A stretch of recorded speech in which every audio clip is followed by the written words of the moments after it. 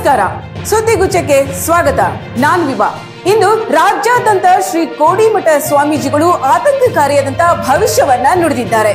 ಇನ್ನು ಹಲವು ದಿನಗಳವರೆಗೆ ರಾಜ್ಯದಲ್ಲಿ ಮಳೆಯಾಗಲಿದ್ದು ಅಪಾರ ಪ್ರಮಾಣದ ಆಸ್ತಿ ಪಾಸ್ತಿ ನಾಶವಾಗಲಿದೆ ಎಂದು ಸ್ಫೋಟಕ ಭವಿಷ್ಯವನ್ನ ನುಡಿದಿದ್ದಾರೆ. ಇತ್ತ ಭದ್ರಾ ಮೇಲ್ದಂಡೆ ಯೋಜನೆಗೆ ಸಂಬಂಧಪಟ್ಟಂತೆ ಅನುದಾನ ಬಿಡುಗಡೆಗೊಳಿಸಬೇಕೆಂದು ಸಚಿವ ಎಚ್.ಕೆ. ಪಾಟೀಲ್ ಅವರು ಕೇಂದ್ರ ಸರ್ಕಾರಕ್ಕೆ ಮನವಿ ಮಾಡಿದ್ದಾರೆ. ಮಳೆ ಪ್ರಿಯರಿಗೊಂದು ಸಿಹಿ ಸುದ್ದಿ.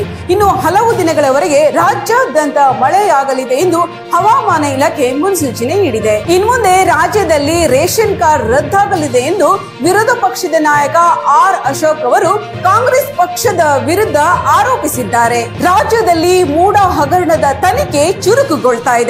ಬಗೆದಷ್ಟು ಬಯಲಾಗ್ತಾ ಇದೆ ಮೂಡ ಪ್ರಕರಣದ ಸ್ಫೋಟಕ ಅಂಶಗಳು. ದರ್ಶನ್ ಅಭಿಮಾನಿಗಳಿಗೊಂದು ಶುಭ ಸುದ್ದಿ. ರೇಣುಕಾಸ್ವಾಮಿ ಕೊಲೆಯ ಪ್ರಕರಣಕ್ಕೆ ಸಂಬಂಧಪಟ್ಟಂತೆ ಆರೋಪಿಯಾಗಿರುವ ದರ್ಶನ್ ಅವರ ಸುದ್ದಿಗಳು ಇನ್ಮುಂದೆ ಯಾವುದೇ ಮಾಧ್ಯಮದಲ್ಲಿ ಪ್ರಚಾರವಾಗಬಾರದು ಅಂತ ಹೈಕೋರ್ಟ್ ತಡೆಯಾಜ್ಞೆ ನೀಡಿದೆ. ಇಂದು ನಮ್ಮೆಲ್ಲರ ನೆಚ್ಚಿನ ನಾಯಕ ರಮೇಶ್ ಅರವಿಂದ್ ಸರ್ ಅವರು ಹುಟ್ಟುಹಬ್ಬವನ್ನ ಆಚರಿಸಿಕೊಳ್ಳುತ್ತಿದ್ದಾರೆ. 60ನೇ ವಸಂತಕ್ಕೆ ಕಾಲಿಡುತ್ತಿರುವ ಇವರಿಗೆ ಸಿನಿ ರಸಿಕರು ಅವರ ಭವಿಷ್ಯದ ಕನಸುಗಳು ಈಡೇರಲಿ ಎಂದು ಹಾರೈಸಿದ್ದಾರೆ.